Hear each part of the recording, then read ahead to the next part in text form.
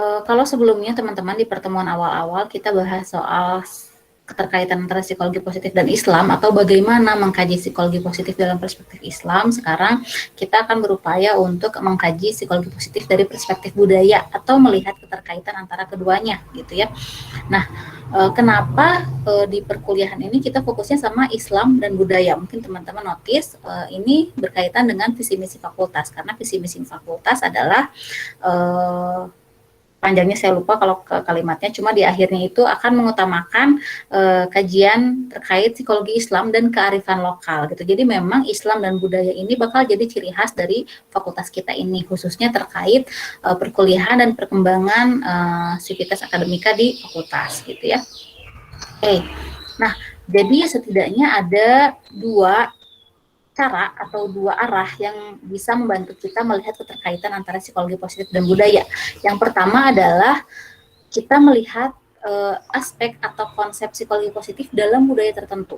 Ini pun di dalam arah ini kita bisa melihatnya dengan dua cara. Yang pertama itu kita bisa melihat konsep psikologi positif yang sudah dikasih sebelumnya. Contohnya kayak kekuatan karakter yang oleh teman-teman pelajari, forgiveness, gratitude, hope, dan segala macam. Itu kita lihat konsep-konsep yang sudah ada itu dalam budaya yang ada di sekitar kita. Misalkan dalam budaya Sunda kah gitu ya.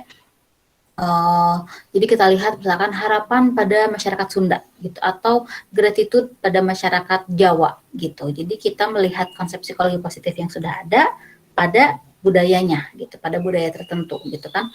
Nah, cara kedua adalah kita melihat apakah ada konsep psikologi positif yang muncul dari budaya tertentu.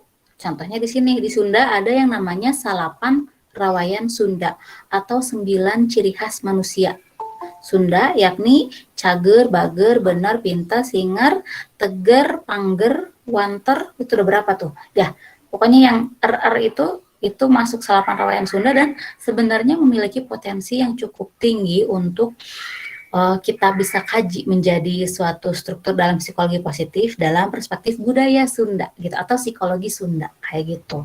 Jadi kalau misalkan dalam arah kita melihat psikologi positif dalam budaya tertentu bisa dua hal tadi ya, antara menggunakan konsep yang sudah ada atau memunculkan konsep berdasarkan budaya itu gitu ya.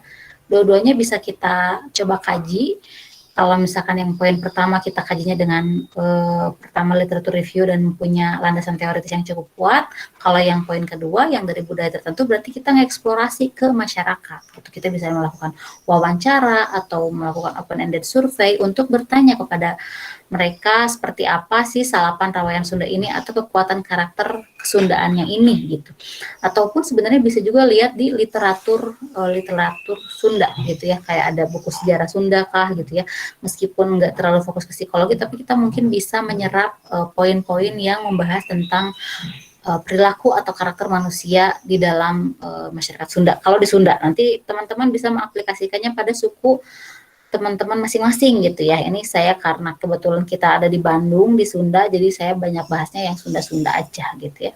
Nanti si salapan rawayan Sunda ini sebenarnya akan dibahas lebih dalam di Kapita Selekta Psikologi Sunda gitu. Nanti ada mata kuliahnya di semester-semester selanjutnya.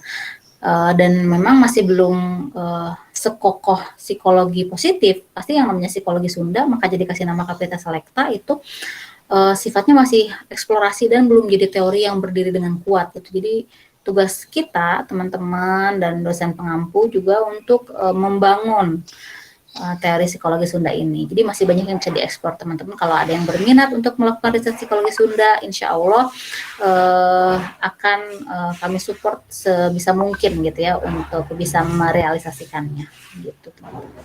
Nah, arah yang kedua adalah selain kita cari tahu konsep psikologi positif dalam budaya tertentu, kita juga bisa berupaya untuk menangani isu budaya dengan psikologi positif, gitu ya. Jadi kalau ada masalah yang muncul di masyarakat dalam budaya tertentu, psikologi positif bisa berusaha menjadi solusinya, gitu. Ini pun ada dua cara. Yang pertama kita bisa coba untuk menganalisis masalah itu dalam perspektif psikologi positif yang sudah ada. Ini saya kasih contohnya di sini kekuatan karakter love of learning untuk memahami mitos. Jadi misalkan di Sunda itu ada mitos-mitos tertentu misalkan kayak pamali atau misalkan nggak boleh keluar pas saharupna pas maghrib misalkan gitu ya, atau harus bawa gunting kalau lagi hamil gitu gitulah segala macam mitos. Nah, bagaimana masyarakat Sunda menghadapi mitos-mitos tersebut gitu kan? Ini sebenarnya kaitannya kalau kenapa saya coba kaitkan dengan love of learning, karena ketika seseorang punya kekuatan karakter love of learning, mereka akan berusaha mencari tahu terlebih dahulu tentang mitos tersebut, apakah mitos tersebut validate atau tidak gitu ya. Kalau misalkan tidak tervalidasi tidak perlu dilaksanakan, tetapi kalau ternyata tervalidasi ya dilaksanakan juga bagus gitu. Misalkan apa ya yang tervalidasi contohnya, nanti teman-teman bisa coba cari deh iseng-iseng gitu ya, ada nggak mitos-mitos atau anjuran-anjuran di suku-suku teman-teman gitu ya, yang ternyata memang secara medis itu juga bermanfaat gitu ya. Iya. Contoh simpelnya kayak bayi misalkan, kalau habis tiduran, habis nyusu terus harus ditangere gitu ya, ditangere teh diberdiriin gitu sambil biar bersendawa gitu. Tapi saya nggak tahu itu budaya atau enggak, cuma kalau misalkan orang tua zaman dulu suka nyuruh kayak gitu. Nah, ternyata kan secara medis pun memang dianjurkan kalau punya love of learning nih lagi jadi nyari tahu kan apakah benar atau enggak gitu, terbukti. Ternyata memang habis menyusui minimal selama 30 menit posisi bayi harus ditegakkan atau minimal 45 derajat. Jadi posisinya harus lebih tinggi daripada perutnya biar enggak olab kalau bahasa Sundanya, atau enggak muntah atau enggak keluar lagi asinya gitu. Jadi memang ada keyakinan budaya yang tervalidasi oleh penjelasan medis atau penjelasan teoritisnya gitu. Itu yang cara pertama. Atau cara kedua, kita juga bisa menggunakan intervensi psikologi positif untuk menangani masalah budaya. Di sini saya kasih contoh terapi forgiveness untuk mengatasi konflik antar kelompok.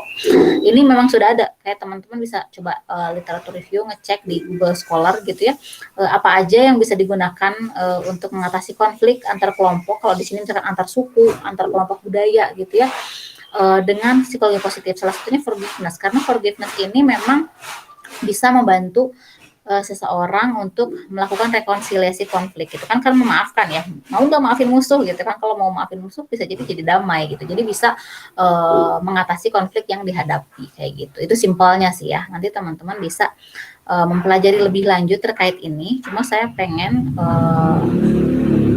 untuk sekarang teman coba atau dipersilakan untuk merefleksikan si aspek psikologi positif dalam diri teman-teman sesuai dengan suku teman-teman gitu ya.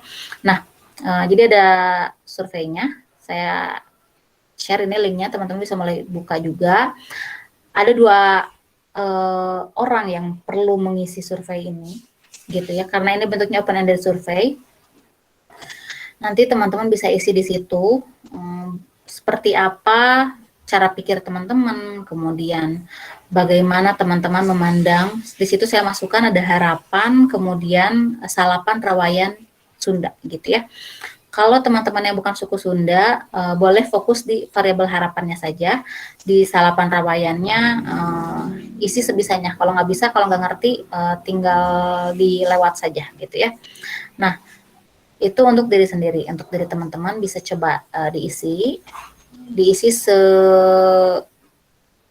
spontan mungkin ya, jangan googling dulu, jadi isi yang sesuai teman-teman pahami dulu gitu ya.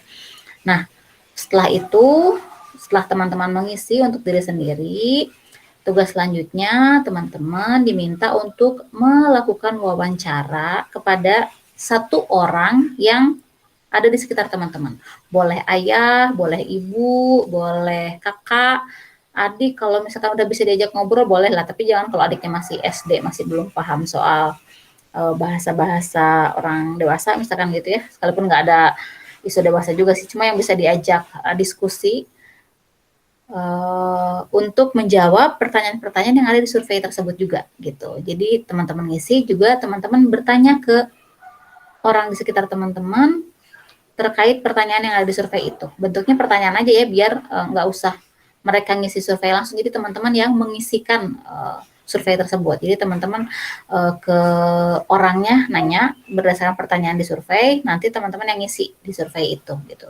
Biar nggak ngerepotin orang tersebut juga, dan juga biar jawaban dari orangnya itu bisa komprehensif gitu ya, bisa sedalam mungkin gitu, bisa digali selengkap mungkin. Jadi jangan singkat-singkat ya, ya tidak atau senang gitu doang gitu. Diharapkan teman-teman bisa mengeksplorasi dan mengelaborasi jawaban baik dalam diri teman-teman ataupun jawaban dari orang yang di sekitar teman-teman itu. Gitu. Nah, sampai sini ada yang ditanyakan dulu gak?